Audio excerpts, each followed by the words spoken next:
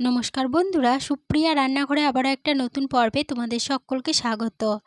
আজকে pulao, fried rice, গরম ভাত, রুটি, লুচি, পরোটা, নান সব কিছুর সাথে খাওয়ার জন্য সম্পূর্ণ নিরামিষ পনিরের রেসিপি আমি তোমাদের সাথে শেয়ার করব। রেসিপিটা মাত্র 10 মিনিটে বানানো হয়ে যায় আর খেতে দারুণ সুস্বাদু হয়। তাহলে চলো বন্ধুরা, দেখে নেওয়া যাক আজকের রেসিপি কিভাবে বানানো হয়। রেসিপিটা বানানোর জন্য এখানে নিয়েছি 250 গ্রাম পনির।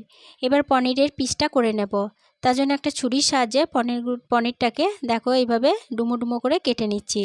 আমি পনিরটা ডুমো ডুমো করে একটু বড় বড় করে পিসগুলো করে নিচ্ছি, তবে তোমরা চাইলে এই পিসগুলো মাঝারি অথবা ছোট সাইজ করেও করে নিতে পারো। পনিরের পিসগুলো করে নেওয়ার পরে গ্যাসের ওভেনে একটা কড়াই বসিয়ে গ্যাসটা অন করে কড়াইয়ের মধ্যে দিয়ে দিলাম পরিমাণ মতো সাদা তেল।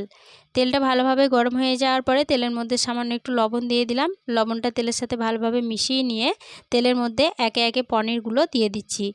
তেলের মধ্যে একটু লবণ দিয়ে পনিরগুলো ভাজলে পনিরগুলো কড়াইয়ের গায়ে আটকে যাবে না। তেলের মধ্যে একে একে পনিরগুলো দিয়ে দিলাম। এরপরে বেশ কিছুক্ষণ অপেক্ষা করছি এক পিঠ ভাজা হওয়ার জন্য। এক পিঠ যখন ভাজা হয়ে গেছে তখন অপর পিঠটা উল্টে দিচ্ছি। আর পনিরগুলো উল্টে পাল্টে এইভাবে ভেজে নেব। আর খুব বেশি লালচে করে কিন্তু পনিরগুলো ভাজবো না, হালকা একটু পনিরগুলো ভেজে নিচ্ছি। অপর পিঠটা উল্টে দিলাম আর এইভাবে উল্টে পাল্টে পনিরগুলোকে দেখো হালকা একটু ভেজে নিলাম। এরপরে পনিরগুলো তেল থেকে তুলে নেব। সমস্ত পনিরগুলো তেল থেকে তুলে নেওয়ার পরে ওই পনির ভাজার তেলে দিয়ে দেব একটা মিডিয়াম সাইজের ক্যাপসিকাম। ক্যাপসিকামটাকেও আমি ডুমো ডুমো করে কুচি করে জল দিয়ে ধুয়ে রেখেছিলাম। ক্যাপসিকাম কুচিটা দিয়ে দিলাম। এরপরে তেলের মধ্যে ক্যাপসিকামটা একটু নেড়েচেড়ে ভেজে নিচ্ছি। আর এই ক্যাপসিকাম ভাজা হওয়ার ফাঁকে আমি একটা মশলা রেডি করে নেব। তার জন্য একটা মিক্সিং জারের মধ্যে দিয়ে দিলাম 1 চা চামচ গোটা মৌরি। মিক্সিং জারের ঢাকনাটা বন্ধ করে প্রথমে মৌরিটা শুকনো অবস্থায় গুঁড়ো করে নিলাম। এরপরে দিয়ে দিচ্ছি 1/2 ইঞ্চি আদা। আদাটাকে ছোট ছোট টুকরো করে নিয়েছি। দিয়ে দিচ্ছি 2টো কাঁচা লঙ্কা। কাঁচা লঙ্কা ঝালটা তোমরা যেরকম ঝাল খাবে সেরকম অনুযায়ী কম বেশি করে নিতে পারো। দিয়ে দিলাম একটা মিডিয়াম সাইজের টমেটো কুচি। এরপরে সামান্য একটু জল দিয়ে মিক্সিং জারের ঢাকনা বন্ধ করে এগুলো ভালোভাবে বেটে নিলাম। এবারে এই বেটে নেওয়া মিশ্রণ একটা সাইডে সরিয়ে রাখছি। এরপরে আরও একটা মশলা রেডি করে নেব। তার জন্য ছোট একটা মিক্সিং জারের মধ্যে দিয়ে দিচ্ছি 1 চা চামচ গোটা পোস্ত। আর দিয়ে দিচ্ছি এখানে 5টা কাজু বাদাম। এরপরে এগুলো শুকনো অবস্থায় প্রথমে গুঁড়ো করে নিচ্ছি।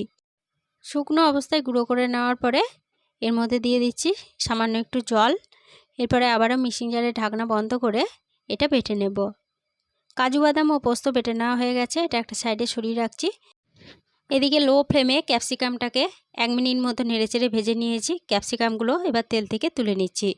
ক্যাপসিকামগুলো তেল থেকে তুলে নেওয়ার পরে ওই তেলে ফোড়নের জন্য দিয়ে দিচ্ছি 2টো দারচিনির টুকরো, 2টো লবঙ্গ, 2টো এলাচ, সামান্য একটু গোটা মৌরি, একটা শুকনো লঙ্কা আর একটা তেজপাতাকে ছিঁড়ে দিয়ে দিলাম।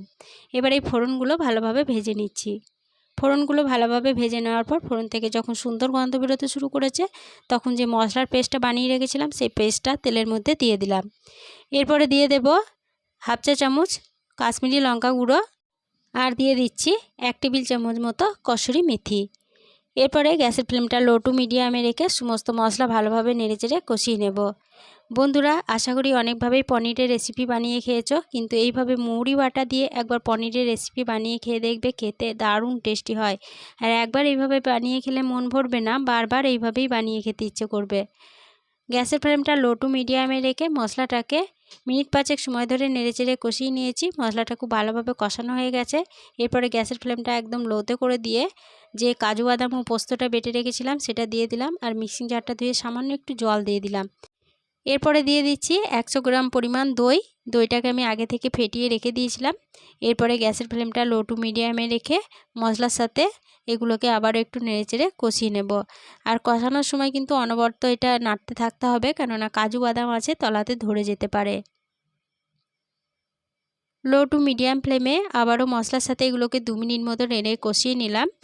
মশলাটা ভালোভাবে কষানো হয়ে গেছে। এরপরে দিয়ে দিলাম ভেজে তুলে রাখা পনির ও ক্যাপসিকামগুলো। এবার এই মশলার সাথে পনির ও ক্যাপসিকামগুলোকে আবারও একটু নেড়েচেড়ে কষিয়ে নিচ্ছি। মশলার সাথে ক্যাপসিকাম ও পনিরগুলো 1 মিনিট মতো নেড়ে কষিয়ে নিলাম। এরপরে দিয়ে দিচ্ছি 1 কাপ পরিমাণ কুসুম গরম জল। এরপরে দিয়ে দেব স্বাদ অনুযায়ী লবণ আর দিয়ে দেব 1 চা চামচ চিনি।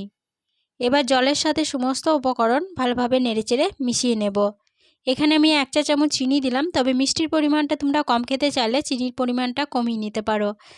জলের সাথে সমস্ত উপকরণ ভালোভাবে নেড়ে মিশিয়ে নেওয়ার পরে একটা ঢাকা দিয়ে দিচ্ছি। ঢাকা দিয়ে মিডিয়াম ফ্লেমে এটা বেশ কিছুক্ষণ সময় ধরে রান্না হতে দেব। ঢাকা দিয়ে মিডিয়াম ফ্লেমে 4 মিনিট রান্না হতে দিয়েছিলাম। 4 মিনিট পর ফিরে এসে ঢাকাটা খুলে নিলাম। ঢাকাটা খুলে নিয়ে সমস্ত উপকরণ ভালোভাবে নেড়েচেড়ে নেওয়ার পরে দিয়ে দিচ্ছি সামান্য একটু গরম মশলার গুঁড়ো আর দিয়ে দেব 1 চা চামচ গাওয়া ঘি।